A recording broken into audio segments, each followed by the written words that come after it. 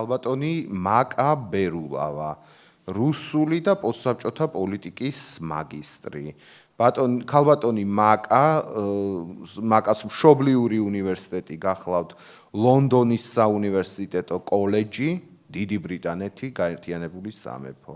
იგი სწავლობდა მომავლის მედიასა და ჟურნალისტიკას და ამ სფეროში მაგისტრის ხარისხი აქვს. ამავდროულად საქმიანობდა და სწავლობდა ვიტაუტას მაგნუსის უნივერსიტეტში ლიეტუაში და მისი მოხსენების თემა დისიდენტობა საბჭოთა კავშირში, ინტელექტუალური წინააღმდეგობის ევოლუცია და გავლენა.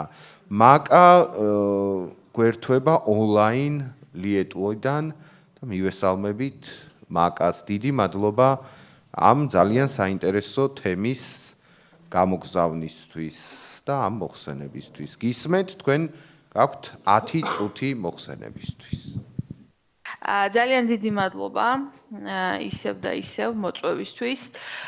მოკლედ იმის შესახებ თუ რატო ავირჩიე ეს თემა, როცა ბატონი მიხო დამიკავშირდა და მითხრა, რომ რა თემას წარმოადგენდი, მაშინვე მივხვდი რა თქმა წარმოედგინა. ჩემი ბაკალავრის და მაგისტრატურების მერე ამჟამად მუშაობ როგორც კვლევის ანალიტიკოსი ლიეტუაში, ანდრეი სახაროვის სახელობის კვლევით ცენტრში. და მე ამჟამად რაზეც ვმუშაობ, ეს არის არქივები დისიდენტების შესახებ, ეს არის ძირითადად ფოტოარქივები, მაგრამ დოკუმენტების არქივებიც, სადაც ვეცნობი და ვამუშავებ და აღრიცხვაზე ამყავს სხვა უნივერსიტეტების ქსელთან ერთად დისიდენტების ისტორია. და იმ პოლიტიკური გარემოდან გამომდინარე, რაც დღეს საქართველოში სამწუხაროდ არის, ვფიქრობ, რომ ეს არის თემა, რომელიც კიდევ უფრო უნდა ამოიწიოს არა მარტო სტუდენტებისთვის, არამედ ზოგადად საზოგადოებისათვის. კონტექსტის შესახებ უფრო დეტალურად რო ვისაუბრო, რა თქმა უნდა, დარწმუნებული ვარ, რომ ძალიან ბევრმა დამსწრემ დღეს იცის ძალიან კარგად ამ კონტექსტის შესახებ, მაგრამ იქნება არიან ადამიანები, ვინც არ იცის მისი სფეროდან გამომდინარე. როგორც ცნობილია, სტალინის გარდაცვალების შემდეგ, მას შემდეგ რაც ნიკიტა ხრუშოვი გახდა საბჭოთა კავშირის პირველი პირი, საბჭოთა კავშირში დაიწყო შედარებითი ლიბერალიზაციის პერიოდი, რომელსაც ხშირად უწოდებენ დათბობას, ხრუშოვსკაია ატტიეპელი რუსულად, მაგრამ ცხადია, რომ ამ ცვლილების მიუხედავად ცენზურა და იდეოლოგიური კონტროლი მაინც ძალიან ღრმად ფესვგადგმული დარჩა მთლიანად საბჭოთა კავშირის ტერიტორიაზე. და ამ გარემოში დისიდენტებმა, ადამიანებმა, რომლებიც უპირისპირდებოდნენ მაშინდელ პოლიტიკურ რეჟიმს და არა მხოლოდ პოლიტიკურ რეჟიმს, არამედ ამ პოლიტიკური რეჟიმის შედეგებს საზოგადოების ყველა ფენასა და სფეროში განავითარეს მიწისქვეშა კულტურისა და ინტელექტუალური ავტონომიის ახალი ფორმები. ისევ და ისევ დისიდენტობის შესწავლა დღეს არის აქტუალური, რადგან გვეხმარება გავიგოთ სამოქალაქო საზოგადოების ფორმირების პროცესი. განსაკუთრებით, რა თქმა უნდა, აქცენტი არის აქ აღმოსავლეთ ევროპაზე და ყოფილ საბჭოთა კავშირის ტერიტორიაზე. ადამიანის უფლებების დისკურსის წარმოშობა ამ ტერიტორიაზე და დემოკრატიული ღირებულებებისთვის ხანგრძლივი ბრძოლის ისტორიის გასაგებად. ჩემი კვლევის აქცენტები, რაც შეეხება ჩემი კვლევის აქცენტებს, მე არ ამიღია რომელიმე კონკრეტული პერიოდი, უფრო ვიტყვი, რომ მეტად თეორეტიკული იქნება ეს კვლევა, რომელიც გამოქვეყნდება და მადლობა ამისთვის. მოკლედ, დისიდენტურ მოძრაობაში შედიოდნენ არა მხოლოდ ისეთი გამოჩენილი ფიგურები, როგორებიც იყვნენ ფიზიკოსი ანდრეი სახაროვი ან ყოველთვის ცნობილი მწერალი ალექსანდრ სოლჟენიცინი ან პოეტი იოსიფ ბროდსკი, არამედ ჩვეულებრივი ადამიანები, რომლებიც უბრალოდ დაკავებული იყვნენ აქტივიზმით. ერთ-ერთს გამოვყოფ, რადგან არ ვიცი რამდენად გავრცელებული არის ამის შესახებ საქართველოში ინფორმაცია, იმიტომ ჯერჯერობით ფოტოები საქართველოდან არ შემხვედრია. ერთ-ერთი მსგავსი დისიდენტური მოძრაობა და შესაბამისად დევნილი საზოგადოების წევრები იყვნენ რეგიონალური ორგანიზატორები, რელიგიური ჯგუფების, რომლებსაც ერქვათ ევანგელისტი ბაპტისტები. ისინი იყვნენ ძალიან ბევრნი, ძალიან გავრცელებული უკრაინაში, რუსეთში, ყაზახეთში, უზბეკეთში და ასე შემდეგ. ეს განხილული მაქვს იმიტომ, რომ უფრო გასაგები გახდეს, რამდენად მრავალფეროვანი იყო დისიდენტური მოძრაობა საბჭოთა კავშირში და ეს ეხებოდა ყველას, დაწყებული ამ რეგიონული ორგანიზატორებიდან, დამთავრებული ადამიანის უფლებათა დამცველებით, ნაციონალისტური მოძრაობებით, რელიგიური თემებით, მიწისქვეშა ინტელექტუალური წრეებით და ასე შემდეგ.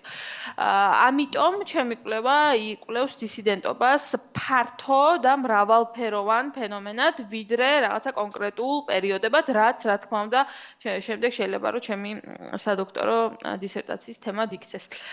მიზანი, რა არის ჩემი კვლევის მიზანი? ჩემი კვლევის მიზანი არის დისიდენტური მოძრაობების ევოლუციის კვალის ანალიზი. შესაბამისად ამ წინააღმდეგობების სტრატეგიების ანალიზი, რადგან ისინი განსხვავდებოდა. საერთაშორისო გავლენის შეფასება, რადგან საკმაოდ გახმაურებული იყო და აღმოჩნდა დისიდენტური მოძრაობა საბჭოთა კავშირში ევროპისათვის, ამერიკისათვის და ზოგადად მსოფლიოსათვის და დისიდენტობის დაკავშირება შემდეგ რეფორმებთან, როგორიც არის პერესტროიკა, გლასნოსტი და ასე შემდეგ. ვფიქრობ, პარალელებს ძალიან კარგად გაავლებს მკითხველი და მსმენელი ამ თემის კვლევის მიზანთან და თანამედროვეობასთან, რადგან იდეოლოგიური კონფორმიზმი და ზოგადად ცენზურის წინააღმდეგობის გასაწევად საჭირო ძირითადი სტრატეგიები ვფიქრობ, რომ სამწუხაროდ ისეთი რამეა, რაც საქართველოში მცხოვრებ ხალხს ძალიან გვეხება. არა მარტო მცხოვრებს, არამედ ქართველ ხალხს და არა მარტო. კვლევის მეთოდებს რაც შეეხება, ჩემი მეთოდოლოგია აერთიანებს ისტორიულ ანალიზს სამიზდატის ლიტერატურის, ანუ სამიზდატის ტექსტობრივი შესწავლა თავისთავად, მემუარების და მიწისქვეშა პუბლიკაციების ტექსტურ ანალიზთან. ესე იგი, მე ვადარებ ლიბერალურ, ნაციონალისტურ, რელიგიურ და მემარცხენე ჯგუფებს და ვაანალიზებ საბჭოთა კავშირის, როგორც სახელმწიფოს რეაქციას მათზე და იმაზე, თუ როგორ ჩამოაყალიბა რეპრესიებმა დისიდენტური სტრატეგიები და ეს ევანგელისტი ბაპტისტების მოძრაობა ერთ-ერთი იქნება, რომელსაც მე განვიხილავ ამის, ასე ვთქვათ, ცხადსაყოფად. მოძრაობის შიდა მრავალფეროვნებას რაც შეეხება, რამაც მიიქცია ჩემი ყურადღება, ჩემი ერთ-ერთი მთავარი არგუმენტი ის არის, რომ საბჭოთა დისიდენტობა არ იყო რაღაცა ერთიანი და თანმიმდევრული მოძრაობა და მასში შედიოდნენ როგორც ლიბერალი ადამიანის უფლებათა დამცველები, რომლებიც რაღაც კონსტიტუციურ პრინციპებს მიმართავდნენ, ასევე ნაციონალისტური ჯგუფები, რომლებიც ეძებდნენ კულტურულ და პოლიტიკურ ავტონომიას, რაც ძალიან გასაგები არის საბჭოთა კავშირის კონტექსტში, რელიგიური დისიდენტები, რომლებიც ეძებდნენ რელიგიის თავისუფლებას, მემარცხენე ჰუმანისტი კრიტიკოსები, რომლებიც სოციალიზმის შიგნიდან რეფორმირებას ცდილობდნენ და რა თქმა უნდა კულტურული დისიდენტები, რომელთა წინააღმდეგობაც სცდებოდა მხოლოდ რაღაცა გამოხატვის თავისუფლების და ესთეტიკური ფორმების მასშტაბებს და იღებდა პოლიტიკურ ფორმებს. შესაბამისად, ამ მრავალფეროვნებამ დისიდენტობა საბჭოთა კავშირში აქცია ძალიან მდგრად და ადაპტირებად მოძრაობად, იმიტომ რომ ხრუშჩოვის შემდეგ იყო ბრეჟნევის შემდეგ იყვნენ სხვები და ამ ყველაფერმა განიცადა ტრანსფორმაცია. წინააღმდეგობის სტრატეგიებს შევეხები მოკლედ, რას სტრატეგიები გამოიყენებოდა და რას ვაანალიზებ ჩემ კვლევაში. პირველი ეს არის სამიზდატი, რითაც ხდებოდა აკრძალული ტექსტების კერძო ქსელებში გავრცელება, ტამიზდატი, რითაც საბჭოთა ნაწარმოებები უცხოელ გამომცემლებს მიეწოდებოდა, მიწისქვეშა სემინარები და დახურული დისკუსიის ჯგუფები, რომლებმაც შექმნეს ალტერნატიული ინტელექტუალური სივრცეები, ადამიანის უფლებათა დამცველები ამ დარღვევებს აფიქსირებდნენ და ინფორმაციას მთელ მსოფლიოში ავრცელებდნენ და ამის ცოცხალი მაგალითი არის ჩემი პროფესორი, რომელმაც მიმიწვია ანდრეი სახაროვის ცენტრში, ჰოლანდიელი უფლებადამცველი, რომელიც საბჭოთა კავშირიდან აი ამ ინფორმაციის გატანას ეწეოდა, რა ვიცი, 10 წლეულები ევროპაში და ამერიკაში და ამ კორესპონდენციების კითხვისას ზუსტად დამებადა ის იდეა, რომ ეს ისეთი თემაა, რომელიც დღეს ძალიან აქტუალური არის ჩვენთვის სამწუხაროდ. კულტურის მოღვაწეები, რაც შეეხება წინააღმდეგობის სტრატეგიებს კულტურის სფეროში, კულტურის მოღვაწეები უთანხმოებას ლიტერატურის, ხელოვნების, მუსიკის მეშვეობით გამოხატავდნენ და შესაბამისად ძალიან დიდი მასალა დაგროვდა წინააღმდეგობის სიმბოლური, მაგრამ ძლიერი ფორმების სახით. მალე დავასრულებ, დიდხანს არ გავაგრძელებ. სახელმწიფო რეპრესიებზე მინდა ვისაუბრო, რომელიც ასევე ძალიან აქტუალური არის დღესაც. რა თქმა უნდა, რომ საბჭოთა სახელმწიფო დისიდენტურ მოძრაობას პასუხობდა თვალთვალით, დაპატიმრებებით, დაშინებით, საჩვენებელი სასამართლო პროცესებით და ასევე ერთ-ერთი ძალიან დიდი და მტკივნეული პრაქტიკა, რაც იყო, ეს არის მოძრაობასთან ნებისმიერი ფორმით დაკავშირებული ადამიანების ფსიქიატრიულ საავადმყოფოებში გამოკეტვა. ბევრმა დისიდენტმა თავისთავად ყველაზე მსუბუქ ფორმაში დაკარგა სამსახური, გარიცხეს პროფკავშირებიდან და ასე შემდეგ. თუმცა, რა თქმა უნდა, რეპრესიებს ხშირად მოჰყვებოდა გაუთვალისწინებელი შედეგები, რადგან იქმნებოდნენ მოწამეები, რომლებიც იქცევდნენ არა მარტო ყურადღებას სახელმწიფოს შიგნით, არამედ გარედანაც და დისიდენტების მორალური ავტორიტეტი მყარდებოდა აი ამ რეპრესიების კვალდაკვალ. რაც შეეხება მემკვიდრეობას, დისიდენტური მოძრაობის და გავლენას, ჯერ კიდევ, ანუ ჩემი კვლევა ამტკიცებს და არა მხოლოდ ჩემი კვლევა, რომ საბჭოთა დისიდენტობის მემკვიდრეობა კვლავ აგრძელებს პოსტსაბჭოთა საზოგადოებებში დისკურსის ჩამოყალიბებას, რადგან დისიდენტების წვლილი სამოქალაქო აქტივიზმის, სოციალური პასუხისმგებლობის და ადამიანების უფლებების დაცვის ტრადიციების ჩამოყალიბებაში არის ძალიან დიდი. მათი ინტელექტუალური და მორალური პოზიცია არის ის გაკვეთილები, წარმოადგენენ იმ გაკვეთილებს, რომლებიც აქტუალური რჩებიან დღევანდელ მზარდ ავტორიტარულ კონტექსტში და ეს სამწუხაროდ არ ეხება მხოლოდ საქართველოს. დისიდენტური მოძრაობა წარმოადგენს მნიშვნელოვან ისტორიულ მაგალითს იმისა, თუ როგორ შეუძლია მორალურ წინააღმდეგობას გამოწვევა შეუქმნას ტოტალიტარულ სისტემას.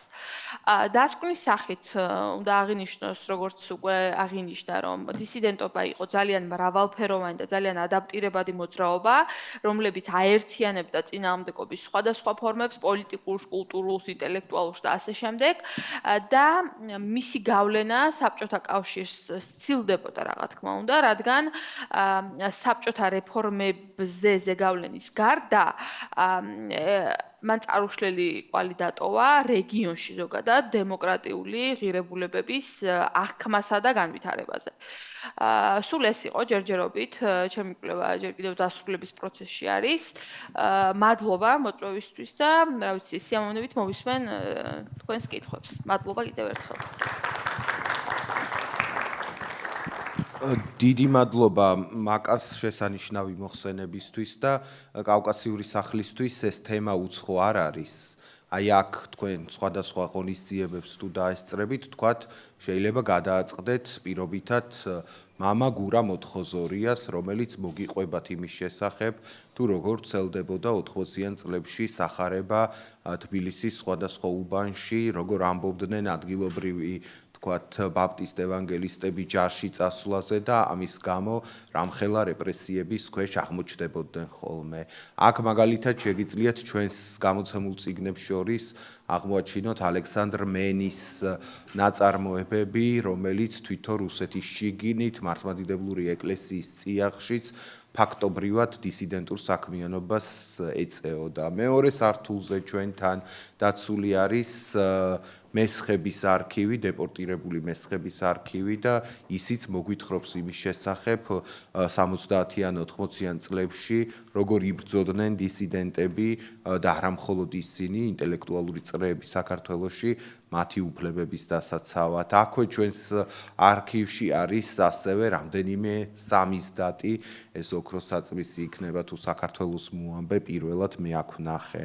აი გუშინ წინ გსტუმრობდა ჩვენ შესანიშნავი გამომცემელი და ნამდვილი იდეალისტი ბატონი ალექსანდრე ალადაშვილი, რომელმაც ხელახლა გამოსცა პროფესორ ნოდარ ნათაძის წიგნი რაც ვიცი და ჩვენ გვინდა რომ ისი პრეზენტაცია აქ ჩავატაროთ და ეს ამ წიგნის პირველი ნაწილი მთლიანად აანალიზებს და მოგვითხრობს ძალიან სპეციფიკურად სხვათა შორის ამ დისიდენტური მოძრაობის წარსულის შესახებ. ჩვენს ვიდეო არხზე არის ინტერვიუები საქართველოს დისიდენტური მოძრაობის გადარჩენილ წევრებთან. ზოგიერთი ძალიან ცუდად იქცევა დღეს, მაგრამ ეს ინტერვიუებს ხوار წავშლით ჩვენ ცენზორები ხო არა ვართ. ხო, თამრიკო ჩხეიძესთან მაგალითად და სხვებთან კიდე არ დავასახელებ იმათ სახელებს, ხო? ასე რომ მაკას საქართველოში რო იქნებით, გვეწვიეთ და შეიძლება თქვენი კვლევისთვის რაღაც საკბილო აქაც აღმოაჩინოთ.